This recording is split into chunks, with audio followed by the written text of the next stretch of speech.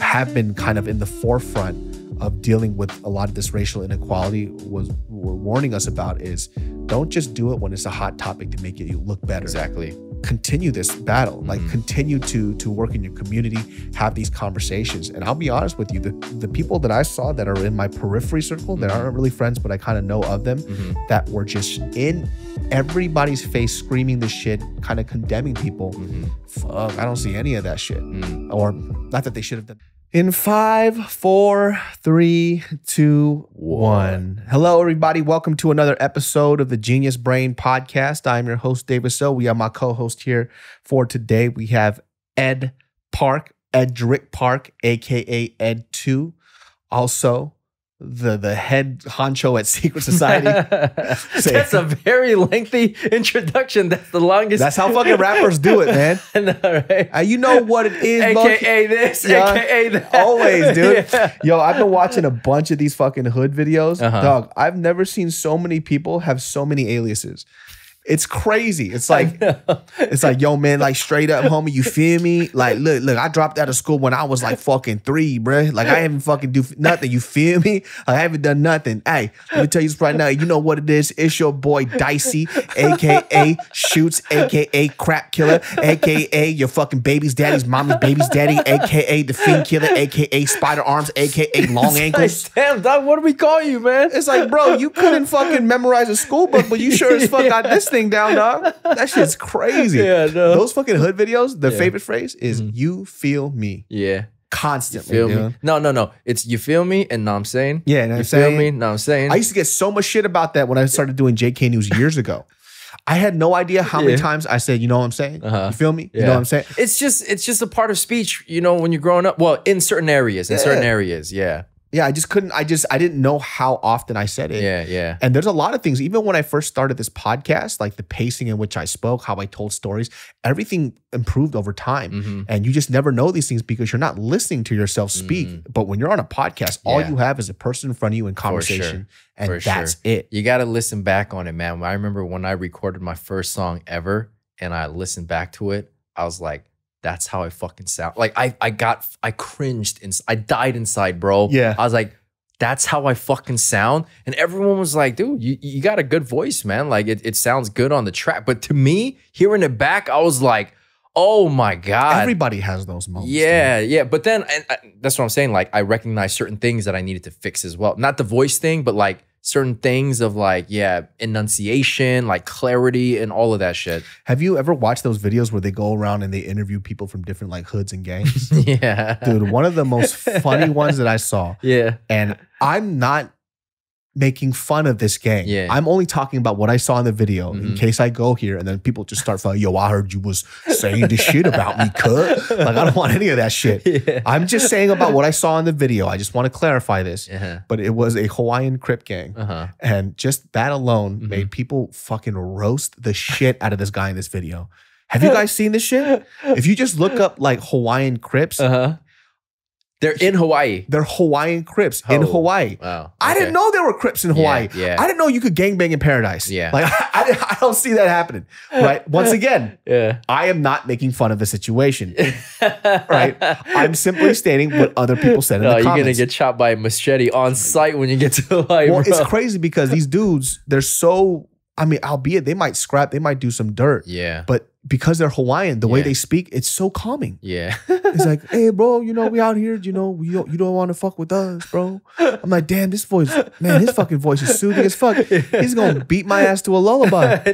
But people were just fucking roasting the fuck out of these, like local Hawaiians too. They're like, what the fuck? This guy is a dishwasher at my dad's restaurant. And there's other people are saying, like, what, you gonna do a fucking drive-by coconutting? Like, what are you going to do? I'm like, God damn, these people can't catch a fucking break. Yeah. I had no idea they had like gangs like that in Hawaii. Well, maybe it's just one of those things where like an ex-gang member or a gang member relocated to Hawaii and then started, you know, because that does happen, right? Yeah. Like people do start gangs in other cities, other countries from they used to be a gang member at a different place. That's what happened to what's it called? MS-13. Yeah. From El Salvador, right? Yeah, that's a transnational gang, you know. And it's crazy because MS-13 started in Los Angeles, right? Mhm. And then those people who were doing gang shit and violent stuff and they were killing and murdering people, they got deported back home. Mhm. And then they started the gang back home, but it was a gang that started here. Yeah, yeah. Dude, so here's the funniest shit. So I used to live out in K-Town, as you guys know, but the very specific spot that I lived on was a street called Hoover, Mhm. right? I was watching Gangland and MS-13 popped up. I was like, oh, what an interesting doc. And I wanted to watch this gang, right? Because it's a gang I didn't hear about until I moved to LA. And you realize you're living in their territory. And so funniest shit ever, right? The guys, they're doing the whole voiceover. Yeah. MS-13, blah, blah, blah, started in Los Angeles, something, something, something, Hoover Street. I'm like, Hoover Street. And then I see, they do that scene when they're driving by it and then you look at the street that they're on. Yeah, yeah. It's literally my house that I live in is in there. And I'm like, what the fuck are you talking about? What is this? Yeah, yeah. Right. And they're going into this whole thing of like, if you see these like food stands on the corner, you know, nobody really fucks with them because MS is under the MS-13 protection. This is what they're saying on the show. Yeah. And so you'll see a bunch of gang members usually kind of scoping around because they'll take their cut from their money. It's like, oh, you're allowed to be here. Don't worry, we got you. Yeah. So it's kind of some gang shit extortion type of stuff. But at the same time, nobody's gonna fuck with them. Right. So I guess it kind of makes sense. I mean, I live in MS-13 territory. Isn't that crazy? Yeah. Like I had no idea. So I'm talking about late at night, 12 o'clock, 1 o'clock. There's a 7-Eleven. I would just walk there. Yeah. Like, well, we used to. We used to just walk there. Yeah. And then after I saw that Gangland documentary, like, nope. there was a street dog spot. I used to get street dogs there all the time. Yeah, yeah. All the time. Yeah. I would go up and I'm like, oh my God, I know those tattoos on that guy's face now. Yeah. He's an MS-13 gang member. And it was the same guy that would just be around there because I think he's looking at the hot dog stand, make sure nobody fucks with her or whatever. But because there was this club across from the street that I used to call Medusa. Yeah. Yeah. I remember, that club is so ratchet, bro. Dude, that club is hella ratchet. Hella MS-13. And then I started noticing all the gang tags. I'm like, holy shit, I have just been walking out in flip-flops and socks, eating these hot dogs around these gang members. I had no idea. Yeah. But that's the thing though, like if you don't look like trouble, I mean, chances are they're not usually they're not petty thugs like that. I mean, yeah, you can run into those type of people too, who maybe don't like Asians too much, you know, and you just caught at the wrong time. But generally in those spots, like you're not really going to experience trouble. I think it's a part of being kind of street smart too. You know what I mean? Like you're not going to go around and act a fool or do something like unusual in an area where you feel like, yeah, you got to just kind of keep it cool. You know what I mean? I'm pretty sure they're not going to fuck with me, dude. I gave that woman half my bank account. If anything else, I sent that woman's kids to college. Yeah. I ate so much hot dogs. They're like, how many hot dogs do you want? Yeah. Cuatro. No, cinco. You mean uno? Señor. No. Señor. Más. I need a lot. Me, muy gordo. Because muy gordo, a lot of hot dogs, por favor. Yeah. Por favor. Por favor. Me gusta comida, señor. Yeah. Muy feo, muy gordo. Lot comida, muy bueno. Gracias. It's just like, I speak English. I know, right? Oh, shit. Why did you say so? It's like, oh, my bad. I'm already just struggling my ass off. I know. Muy es... pardon? Yeah. Una hot dog, por favor. Es muy gordo. Es más bacon? Más bacon. Muy fantástico. Con leche. Verdad. With milk. Verdad. Palabra es... You're just saying random words. That's what I'm doing, dude.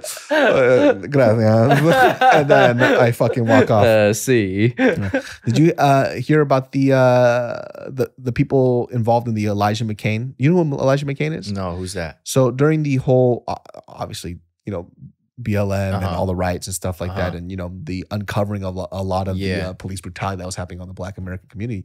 There was a young kid named Elijah McCain who was walking home either from a liquor store, I believe. Oh yeah, of course, yeah, the one who was wearing the hoodie. Yeah. And then you know, the super sweet kid with that smile. Yeah, I guess they're getting charged. I didn't know his last name. Elijah's. Yeah, I just knew him as that. But yeah. I guess the medics and also the police involved are getting charged for like murder or like negligence or something like that. But it finally happened. So you know, it's kind of crazy, man. Because I remember when that happened. You know, out of all the stories that I heard, obviously George Floyd and everybody else, you know, it was a very like tumultuous time for us. But Elijah McCain's story is the one that kind of got me the most. For sure, man. Because you saw that video of like how he interacts with his peers and his like coworkers, how sweet the kid looks. Yeah, maybe he has some sort of, I don't know if he was like suffering from some sort of disease. I think it was that. I think it was like I don't want to misspeak. Yeah, but he had some like either he was like slightly on the spectrum. He was on the spectrum for sure. Yeah, and just like the way that he was communicating. But even him wearing the whole face mask was because his skin was really sensitive, right? Well, it was just cold as shit. Oh, okay. Yeah, it was just cold as hell, which was pretty common for people to wear masks. Yeah. When it was cold as hell. Yeah. So, but yeah, even seeing not only like during his living days, but like his last moments too, with I think it was what, 3 individuals, 3 cops, right? Just begging. Yeah. Saying you're hearing the audio, person. right? And it's super sad, super fucking sad, because he just looked like the type of kid who would brighten up a room. You know what I mean? Like, there's just certain people, man, when you know, you feel that energy and they flash that smile, it brightens up your day. I didn't know the kid personally, but he seemed like one of those types. I guess like when he was taken down, they injected him with something to calm him down, like a sedative, right? But like the amount was ridiculous. Right, because he was throwing up and everything too. Yeah. Yeah. Like the way they had him down. And then I think like the damning thing about it was after that whole thing, either it was those cops or other cops that came throughout the site that he passed away and they were taking selfies. Right, at the spot that he died, right. Which blew my fucking mind, dude. I was like, yo, this kid just fucking died. Are you insane? Yeah. What are you memorializing there? Even if it was let's say if it was somebody who was drugged out, the fact that you would sit there and mock it and celebrate somebody's death blew my fucking mind. Right. Like, you know, we hear stories about police brutality or whatever, right? And let's just say I'm going to play devil's advocate. Yeah. And we don't know what's happening on their jobs. We don't know the type of erratic human beings that they see. Even if a human life is lost and you go to somebody's, basically it's like their gravesite and you take a photo and you smile in jest of it. Like, what the fuck are you going to do about it? Insane to me. Yeah. Blew my fucking mind. Yeah. It just kind of shows you just the complete disregard for life that some of these people have. Yeah. You know, and like, yeah, when it's a race thing, it's even worse. But sometimes it's just disregard for life in general. And these are people who's supposed to protect life, uphold the law. Yeah. You know, and here you are, like you said, mocking the death of a fucking kid, man. It's weird when I saw that shit. Like, I remember it just reminded me a little bit of myself and also reminded me of just about those weird kids, you know, who I think like socially they were really odd, but they were very, very fucking sweet. And like, if you could imagine like this guy who probably already like socially might be a social pariah, like a lot of people don't understand him. Yeah. And he's going home. People are coming and telling him to stop. He doesn't know what's going on. Yeah. And then he fucking dies for being weird. I know, man. I know. And you know, it's good that you bring up the whole thing again, because like, you know, we had talked about it extensively on the podcast during the whole time. Yeah. Right. And for me, it got to the point, man, where I just had to disconnect from it, because like it was just so much shit in succession, one after another, you know? And it was just so disheartening and like so emotionally and mentally taxing. And you know, too, I was going through my own personal shit at the time. So I was like, man, I'm trying to like bring more awareness about it, talk about it, you know, really like stay up to date about it. But when it got to the point where I was like, all right, this is too much, I just need to disconnect from everything, you know? The mental break that I needed was from, I think like during this time, because I was doing all these videos for it, right? Yeah, yeah. And I don't think a lot of people understood. I didn't write any of that shit down. Right. I was literally off the cuff. And it got to a point where everybody was DMing me. Can you do a video on this? Can you curse this person out? Can you do this? But people don't understand too, like social media, because of the way it's designed and how people feed off of it and how people expect certain content to hit. It nobody thinks about the content creator and how much it eats away at us. Right. Like, this is not stuff I did for clout. Like, I didn't care about people are, oh, like, you gained like 50K. Who the fuck cares? Yeah, who cares, man? Like, we're talking about shit that's actually needs to be talked about, that needs to be brought to, people's attention. People in the periphery of my circle. Yeah. These people aren't close to my circle, right? But they're like, bro, you're killing it on social media. It's like, is that what you think I give a fuck about, you piece of shit? But that's... You're talking about I'm killing it in social media. People are getting killed, bro. Literally, man. What the fuck you talking about, man? I think that was like the hard part, like where I started thinking, it really got me to a point where I started thinking about how much this engine of... This podcast is sponsored by BetterHelp. Is there something interfering with your happiness or getting in the way of your goals? My friends, this could possibly be you. I've been using BetterHelp for quite a while now, and I love having them as a sponsor because it's something that I use consistently. Yes, you can get your own licensed professional therapist and you can start communicating in under 48 hours. It is professional therapy done securely online. So for those of you out there that feel weird going into a place, guess what? Try BetterHelp. Do it in the comfort of your home. And if you don't like the therapist that you're matched up with the first time, you can go ahead and switch out and find somebody else that matches with you. And by the way, people, it's more affordable than traditional offline therapy and financial aid is available. Visit betterhelp.com/genius. That's better, H-E-L-P, and join over the 2 million people who have taken charge of their mental health. So special offer for Genius Brain listeners, get 10% off your first month at betterhelp.com/genius. That's 10% off your first month at betterhelp.com/genius. How much the engine of like social media runs through people wanting to be recognized so hard. Yeah. Every app now is developed and feeding off of people's want to be desired. Right. I need to be a hot commodity. If like, I always say this all the time, there's so many people on Instagram. You don't have to, you don't have to do trends, right? You don't have to try to do comedy. You don't have to do these things. But, people, there's like this endorphin rush that you get from when somebody looks at you, they value you by this point system. Right. It goes, guess what? The value of yourself is now this number. Because you have 300 likes, this is who you are. Oh, I guess you're somebody important. Maybe I should hang out with this person. Yeah. Now we get to see actual metrics in which the way people value somebody's life. Right. Which is what? Black Mirror shit. Right. Exactly. Black Mirror was so scary because of how realistic it was. And people don't even see the parallels to how we're living right now. Yeah, man. And what's scarier is like that's the trajectory too, right? Yeah. Because sometimes Black Mirror would kind of like elaborate on certain things that are happening right now to like what it could evolve into.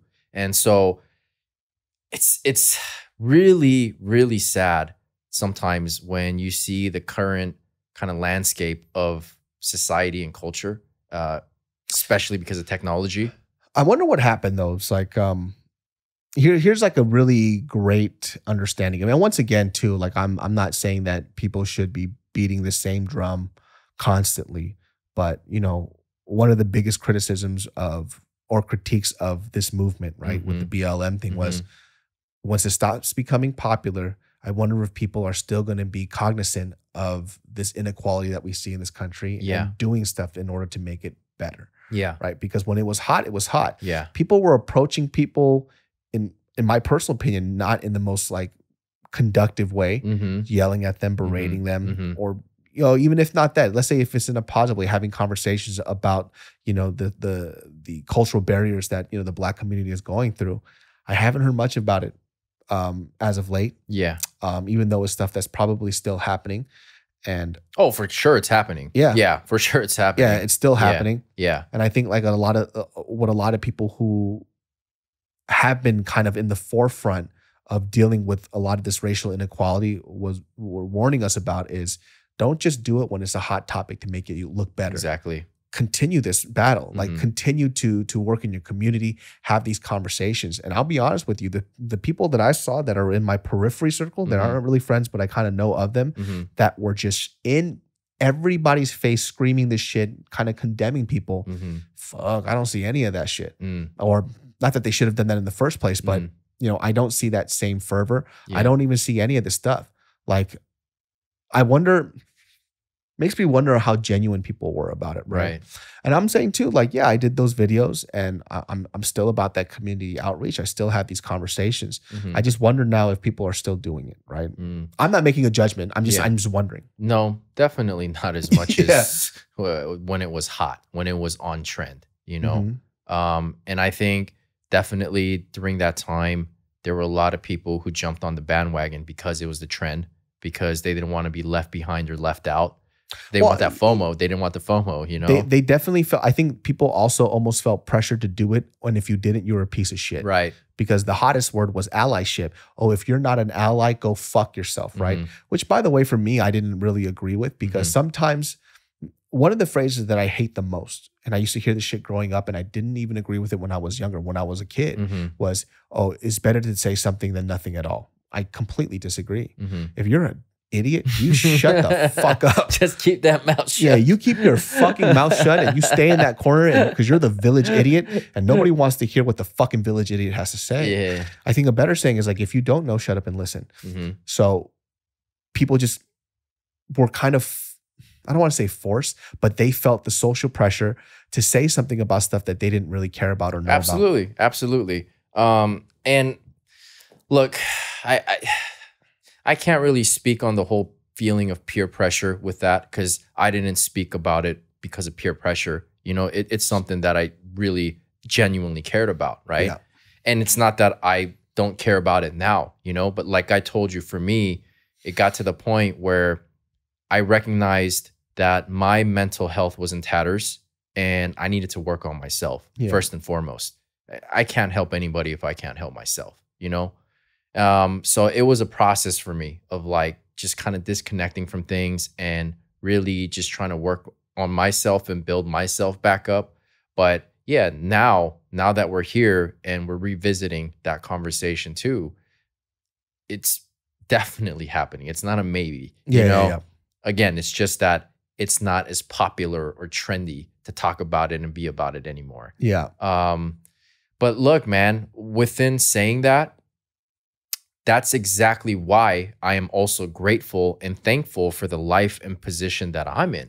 Because what we're talking about when it comes to things like this, these people who are getting murdered, who are being unfairly profiled or just being like criticized or, just hassled or harassed, they don't have these types of freedoms and liberties that people should have. Yeah. Right? They're God-given freedom and liberties. They're American freedom and liberties. And so for me to even have the ability to be like, I need to disconnect from all of this shit to work on myself, I'm fucking grateful to be able to say that and do that. Because some of these people can't be like, I need to disconnect myself from all this travesty. They can't. That's not their choice. Yeah. This shit is a part of their life every single day. No matter what they do, they can't change that because of the system, the way it's stacked against some of these people and minorities, right? Yeah. So when I talk about those things too, I say that with being very grateful for my situation. And that's why it's even more important too, because everybody should be able to have that. Yeah. You shouldn't only be able to have that if you're of a certain class or ethnicity, or, you have a certain profession, or you live in a certain age. Like, none of those fucking matter. We're all just human beings at the end of the day, and everybody should be treated with decency, common decency, fairness, with their freedoms and liberties intact. But truth of the matter is, that's not the case. You know what was hard too? I think what a lot of people found out, and I think it was a fast crash course for, number one, how manipulative media can be, right? And I think we've always heard it. We've always heard about like the manipulation of media and like what they can do to change the narrative of these stories. Absolutely. But because of how easily accessible knowledge is now, or the news, anybody can be a news reporter. Yeah. Anybody can write something up and it can be considered truth, whether it's real or not. Like, even when people listen to this podcast, like I always say too, if I say something that I feel like is factual and it's not an opinion, you should definitely double check what I say, because I may have heard it in passing. Maybe I misread something. Yeah. Just take it with a grain of salt. Exactly. I think that's one thing too, before you continue, my bad. But you bring that up is like, I think people seem to have this expectation when they're listening to this type of media, right? That we're like a fucking encyclopedia or something. We're not. We're just human beings. We're just having a conversation. We're gonna misspeak sometimes. We're gonna get the facts mixed up sometimes. But that's why Dave just said right now is like, that's why it's important for you guys to fact check. And if we misspeak or say something, get something twisted, that's completely okay for you guys to fact check this on that. Yeah. But don't take our word and our opinion and our thoughts as gospel and the truth. Like, it's gonna be mixed up sometimes, but that's what we do as human beings. We make mistakes. I've definitely seen it like throughout this whole pandemic because, you know, all the stuff that I've been looking at, I never really paid attention to, right? So for example, if I could think of a really good one was like the presidential debates. Yeah. One of the things that I never really cared about presidential debates before. I actually never gave a fuck. But because of how great of a job or how bad of a job media was at shoving like the whole Trump agenda in my face and the whole Biden thing happening, I couldn't stop watching it. It made me want to watch. I mean, Sleepy Joe was one of the funniest fucking disses, hands down. You can say what you want about Trump. This fool was fire ass bars. He called him Sleepy Joe. He got bars, bro. Dude. And let me tell you something. That bar still raised. That motherfucker is falling asleep all the time. Sleepy Joe is hilarious, man. You know, I think a lot of people too now are getting into this, are kind of shoving a lot of shit into like liberal faces because of what they condemned Trump for. They're not putting that same type of heat onto Biden, right? Once again, I don't know too much about politics, right? All I know is that I've definitely seen Biden on the verge of falling asleep multiple times as he's speaking, which is concerning for me. It's very concerning for me. He's like visibly aging in real time. Yeah. You know? He looks like the Crypt Keeper. Holy shit. From Tales from the Crypt. Yeah. But at least the Crypt Keeper had a little more energy in him. Oh, the Crypt Keeper had a lot of spunk. Yeah. He had a lot of energy. I don't know what the fuck he's saying sometimes, I man. mean, that was obviously the concern from the start of like, dude, this guy's too old. He's too old. But it was pick your poison situation. You know what I mean? It was like, for somebody like me anyway, I can't speak for anybody else. I voted for Biden. Yeah. But that's because there's no way I wanted to see another fucking 4 years of this buffoon Trump. You know? And look, people can say what they want about, you know, their political agenda. I don't identify with a political party. I don't identify as a Democrat or Republican or Libertarian or whatever. It's just in that circumstance, I was like, enough is enough, man. Yeah. There's a certain decorum and a way that a president should handle himself or herself with. And this guy was not it. Do you feel like I mean, this is what people are saying, right? Is the trade-off worth it, right? Could you have dealt with an asshole for 4 more years for somebody who's coherent versus somebody who, well, you know, also too with like Biden, like he is, I think from what I'm seeing from what his criticisms are or what his critiques are anyways, is like just how liberal he is, specifically with his policies. You know, obviously one of the biggest flack that he's getting now is the pullout of Afghanistan, how it was done. And how it was done. Also, too, there's conversation. I'm not sure about, you guys have to fact check me on this, but people were talking about how he wants to do another stimulus check, like extending the unemployment. No, he was pretty firm on that. Yeah. I don't know if there have been new conversations in the past week, but he was pretty firm on, it's going to end September 4th and there's not going to be any more extension. You're talking about like the bonuses for the unemployment, right? Yeah. The extra money they were giving for the COVID. No, he was pretty firm on that. And actually some states had even ended it before the September 4th end date. And there's like lawsuits in some of these states because of that. Yeah. It's interesting, right? This pandemic has been a crazy social experiment for people. Oh yeah. Right. One of the biggest social experiments, and I'm curious to hear about what people think about this, is that there was this idea that, listen, if you give people money to cover their bases for their livings, they're actually going to either work harder because the foundation for what they need in life is already covered, so they don't have to worry about other things, which is Andrew Yang's biggest thing, right? Was like, yo, let's give everybody $1,000 a month so it covers up these bills. Yeah. And then they can go focus on more important things. Sadly enough, That did not happen. People took this money. They chose not to work.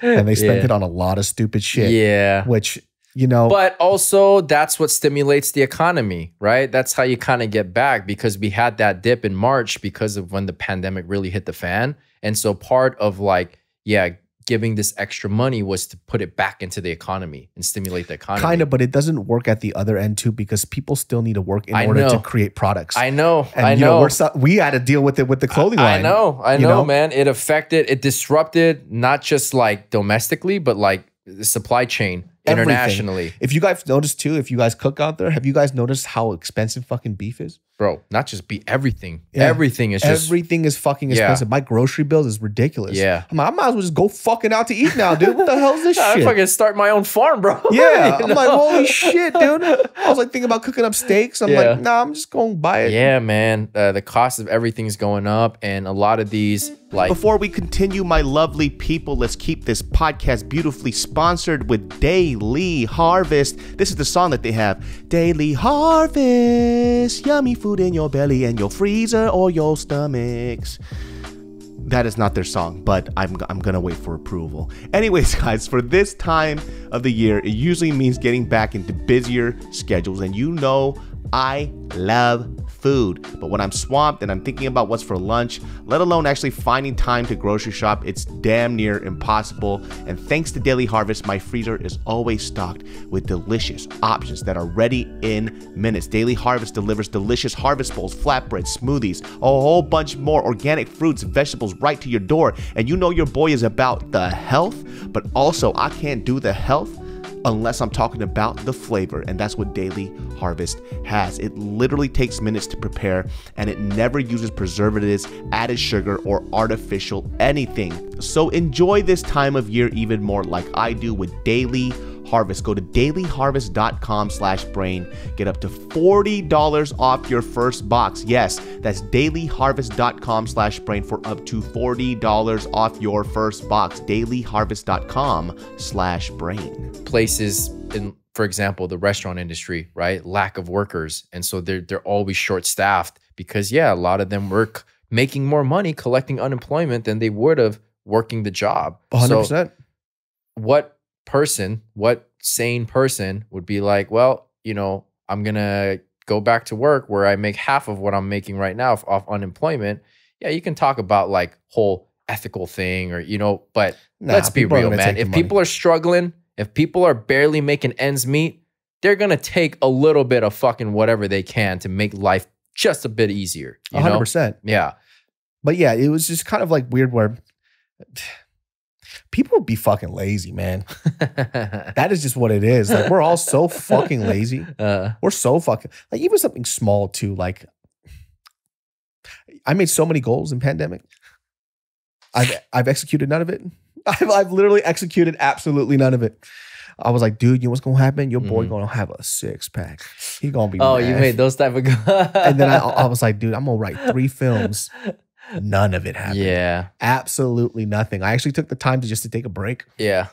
Well, no, but I think that was very helpful to some people too, right? Like people who are just generally like a busybody and like Exhausted. Just check off the checklist of things that they want to accomplish, right? And it just move, do. And then just having this period to like, okay, just slow down for a minute. Let's kind of reprioritize things that matter. Does this really matter for you to accomplish and you dedicate this much time and energy to? Or should you be dedicating more of that, channeling more of that to maybe like your friendships that you may have neglected? You know what it made me think about a lot actually was actually, I mean, it's kind of morbid, but it's like my parents' death. Like what, in what way? Like I didn't see my parents for almost 2 years. Right? And then when you go back, I went back home recently. Yeah. I'm like, fuck, they aged again. Right. Okay. 2 years. Right. You just the lost time. 2 years. Yeah. They aged again. Yeah. After 2 years. Yeah. And when I'm younger, 2 years is nothing. When you see your parents at the time when you're super young, my mom had me when she was kind of late, like 35. And I'm 10 years old. She's 45. 45 to 47, you don't see much change. Yeah. No, now you do though. You do. When you see from 67 to 69. Right. It's noticeable. It's fucking noticeable, man. Yeah. And they're at the last part of the race, the last leg of the race. That was one of the things that pissed me off the most too, because like losing time with my family. I mean, harder for you to see them more regularly, but then my parents they're like a 40-minute drive away. Can't see them. Yeah. And I can't see them. And yet we have all of these motherfuckers like not even being able to agree on wearing masks at the thick of it. I'm like, are you fucking serious? Like, these are the motherfuckers that I need to make sacrifices for, need to be more careful, need to not go out, need to do all of this shit to like make sure that I'm responsible and not throwing fire on it. Yeah. Or I mean, throwing gas on the fire. Yet motherfuckers like that are just going out, trying to fucking live their lives as if there's no pandemic going on, prolonging us getting over the hill. And more are taking away from shit that I want to invest my time and energy into that are important to me. Yeah. And that would really fucking like brew inside of me and I would get pissed off. I'm like, man. Well, yeah, I mean, once the vaccine came out, it made it a little more comfortable to be around. Yeah, for sure. Just kind of making sure we take the right steps to make sure that we don't have COVID before we go and see our parents. Yeah. Which is something that was really good and comforting, because my parents are getting older. And I think like watching them age was something that I didn't really expect. When you're young, you just go about and you live your life. You don't really think about the aging process, and death is not something that's really just at your doorstep. Yeah. So you're not consciously really thinking about it. You think mommy and daddy are going to be around forever. You think you're going to live forever. Even though you know about death, you know you're going to die, but it's not really at the front of your mind. Yeah. Right. And then, when I went back recently, I looked at my mom and dad. I'm like, fuck, they got a little older. Yeah. And I think, you bringing that up is a good reminder of just like people internalizing their own mortality is like, bro, we don't know if we're going to wake up tomorrow and have a chance to live another day. Nobody can tell you with certainty, 100% certainty, yes,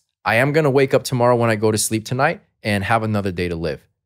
Most likely, you can say that, but that's the best you can say. Yeah. So when you recognize that fact that you don't ever know when your time is, your time could be today, it could be 10 years from now, it could be 50 years from now. Whatever the case is, you don't know. And when you internalize that, you truly, truly internalize that, I feel like it should spark a little something in you to have a little bit more purpose in what you do and what you think about and what you invest your time and energy into.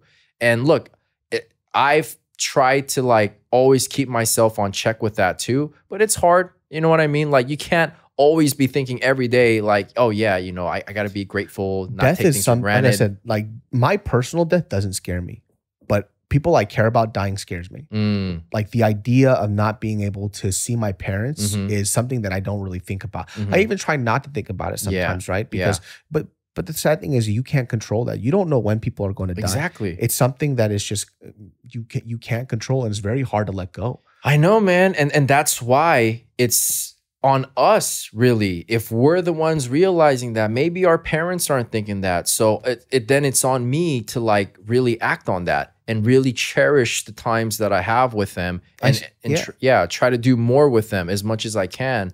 But going back to the whole not being afraid to die thing, I can relate, but I'll tell you what, I had a dream where I got shot in the chest and I was dying.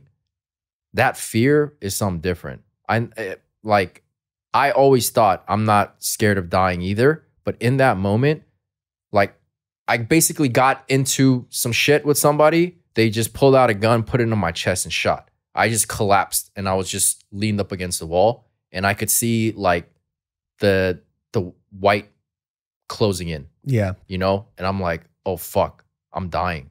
This is the end. There was a feeling of I'm not ready, Like, yeah, I recognize that I'm dying right now, but I'm not ready. I don't want this.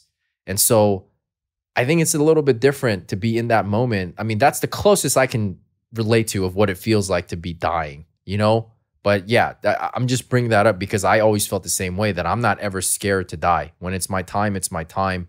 I'm going to go. But when you're recognizing that you're dying versus, if your neck snaps and you're dead, you're dead. Yeah. You're not going to have any thought about it. But if you recognize that you're dying and your life is slipping away, yeah, man, that was a really, really unsettling feeling. I had a homie who recently his parents just passed away, and it's crazy when you see the type of soul bonds that people create. There's this like conversation about is an afterlife real or not for a lot of people who don't believe in like a savior. They don't believe in just a spirit or a soul in general. Yeah. People just think that we're just sentient beings and we pass away. One of the things that I see too is like that makes me not believe or makes me believe that we do have something inside of us like a spirit or a soul is when like my friend whose parents passed away. So his father passed away first. And then quickly after, when you typically see a partner who has been around somebody they've been together for 40, 50 plus years, the other person follows soon after, right? Nothing wrong with them physically. Yeah. Like everything in the health checks out, but their will to live disappears. Right. And then they just pass away, which always it's crazy. Like I told my parents, like, you know who has to die first, right? I was like, Appa has to go first. Because our mom has us. Like she'll be able to, you know, look at us and thrive. I was like, Dad, you're shit out of luck, bro. You're not gonna get comfort for us. Yeah. You robot. Yeah. You know, his best friend is my mom. Yeah. You know, his confidant, everything. My mom goes first, he's fucked. Yeah. He's gonna go soon after. His will to live is gonna disappear. Yeah, and that's like that thought is even crazy to me too. It's like, that's fucking wild, man. Dude, imagine this too. Like just this thought. It's like one day there's gonna be a point where you can't eat your mom's food, even when she's alive, because she won't be able to make it because she's so old. Yeah, that's a weird thought to me too, because that's my mom's love language. As weird as that is to us, though, it's another thing that should serve as a reminder to even be thankful that we have a mom to have possibly that feeling of longing for, you know, when they're gone. Some people don't even have that in their life, right? Fucking losers. No, I'm kidding. I'm kidding. Motherless people. I'm kidding. I have to break up the sadness. But yeah, in your face. In your fucking face. That's right. We look at you losers with no moms. Huh? What kind of people are you? You latchkey bitch. No, I'm kidding. I just feel bad. But yeah, man, that's what I'm saying of like how easy it is to just take things for granted. It's like, yeah, we talk about it like as a matter of fact that we even have a mom. And when the time comes that maybe they leave this earth, that, yeah, we're going to think about not even being able to taste their food anymore or whatever. But there are some people, man, who've never even experienced that. Well, maybe they're lucky. They don't have to. You can't miss what you don't have, baby. That warmth from a mother. Yeah, you never had that. How lucky, dude. Now you're a serial killer, but it's all good. Yeah, nobody ever cared for you. You're fucking lucky, dude. Like nobody, you can't miss what you never experienced. Yeah, no heartbreak for you, man. Yeah, I like something small too. When I went back home, like my mom, she was blinking like really hard, like this, right? I'm like, what's wrong? Right? And she was like, oh, like my eyes are bothering me. And I'm like, okay, how come you didn't do anything about it? Like, what are you doing? Yeah. And she's like, oh, I'm just using these eye drops. I'm looking at these eye drops are like fucking these shitty ass eye drops. I'm like, it's like expired eye drops. Yeah, it's like, where did you get this? Right? And she's like, my doctor said I could use whatever, that's fine. And I'm like, looking at my dad, I'm like, you letting her use this fucking shit in her eyes? What are you doing, man? She just had cataract surgery. I know. Like, what the fuck is this? And it's like, and then I start to think like, oh, if they were younger, would they have made this mistake? Or is it just because they're older now? Like this is like stuff that they don't really compute. Well, is it a mistake or just complacency? You know what I mean? Yeah. Like the feeling that I get, because when I see stuff like that too, first of all, like the ailments that your parents are living with at this point in their life, right? It's just another fucking problem comes up, you know? And it's just like, for you, you're like, why aren't you guys taking better care of yourself? You should be doing this. You should be doing that. For example, my dad, he's diabetic, right? He shouldn't be eating shit like white rice. You know, he's eating white rice though. Oh, absolutely. He's eating white rice. He shouldn't be eating shit like bread and like sweets, but he fucking eats. And I'm like, Pops, you got to take better care of yourself. What are you doing? You know, he knows it's not a mistake, but it's just like, I like it. You know, like when I come home after a hard day's worth of work, I just want to eat some rice. Is that so bad? Yeah. I'm like, it is for your fucking longevity. Do you want to be alive? What's so wrong? You're diabetic, bitch. What the fuck are you talking about? What is this nonsense? Dude, my dad's hella funny, dude. My dad's like pre-diabetic, right? I come back home. I see fucking pastries. 85. That's what I'm saying. Everywhere, bro. That's what I'm saying. I'm like, hey, what is this? He goes, oh, I got these for you. I'm like, this looks like it's been around for a while. Like, I don't know what, I don't know what the hell, but this is the weird part where the child starts to become the parent. Right. And I'm like, are you boldface lying to me? I will fuck you up. Are you insane? Take off your Yeah, I started whooping his ass. He's like, I don't even eat this stuff. I shit you not. 30 minutes later, I take a shower, come back out. This motherfucker got a croissant in his mouth. This fool just eating a croissant. I'm like, what the fuck did you just say? He goes, it's a little after dinner snack. I'm like, oh, what in the fuck are you talking about? I know, man. And it's frustrating. And it's exactly right, bro. I find myself lecturing my parents more now that at this stage than they lecture me. And I just, you know, for me, I just want them to take better care of themselves, because it's like simple, like on this last weekend trip or 2 weekends ago when I had dinner with them, I was talking to my mom like, hey mom, you know, you should definitely go out for more walks, you know, just keep your body like busy and active. I'm not saying like go into a full workout regimen, just do basic stuff, you know, just to keep your body like fluid or whatever. And she's like, oh, you know, I go for walks. And so I'm like, yeah, but eating too. You gotta watch your diet. Like, and then I thought to myself, man, I'm sitting here lecturing them about how to take care of themselves. I had the same conversation too with them, dude. I saw my dad's fucking fat ass belly and shit, pre-diabetic fuck. And this guy over here, I'm like having this dude, I'm talking about this motherfucker, dude. Yeah. Late at night, right? He goes, I'm like, he has a fat sweet tooth. He loves ice cream. I love ice cream because he's like me, man. Yeah, we're like ice cream lovers, right? Ice cream, that sounds gay as hell. But we love ice cream. We're ice cream lover boys. And he goes, I don't even eat ice cream anymore. Look into the freezer, 3 buckets of ice cream. I'm like, what are you what am I saying? So what is this? Are you just acting like you have dementia right now to piss me off?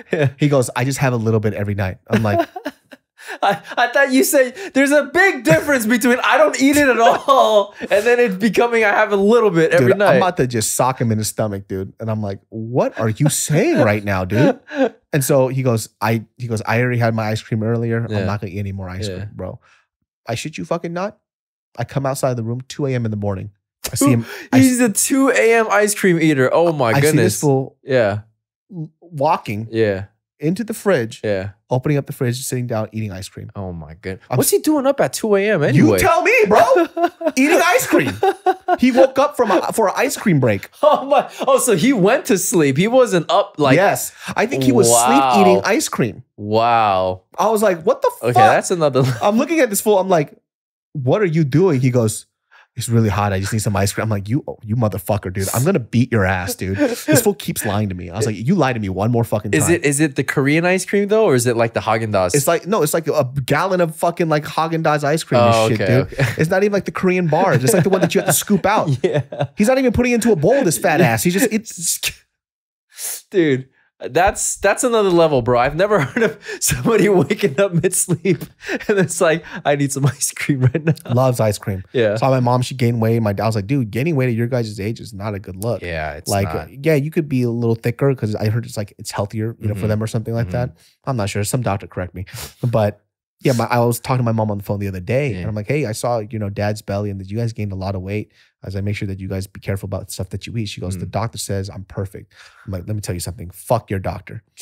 You're lying to me. What doctor? What doctor? Yeah. You fucking Let me get the name of his doctor. Name and number. Yeah. What the I want to talk to him. He goes, no, he says I'm perfectly healthy. I was like, what the fucking Dr. Kang? Who is he? There's always some Korean guy. Always some Korean guy. Yeah. Eat 3 gallons of onion juice and then stretch in the morning and then you'll live another 30 years. Yeah, exactly. This fucking witch doctor. Eat a whole ginger and you're good. This bullshit, dude. Yeah. But just dealing with this shit, it's like, oh my God, we're becoming the parent. Dude, yeah. And it's because, again, going back to the whole mortality thing, it's that we recognize, dude, our parents' time on this earth is more likely more limited than you know, extended. And I just want to be able to spend as much time as I can with them in good health, them in relatively good health, and also having their mental faculties too, right? I mean, because once this goes, it doesn't matter how much healthy everything else is. Well, that's what I'm saying. They have to do it by fixing their diet and kind of be very conscious about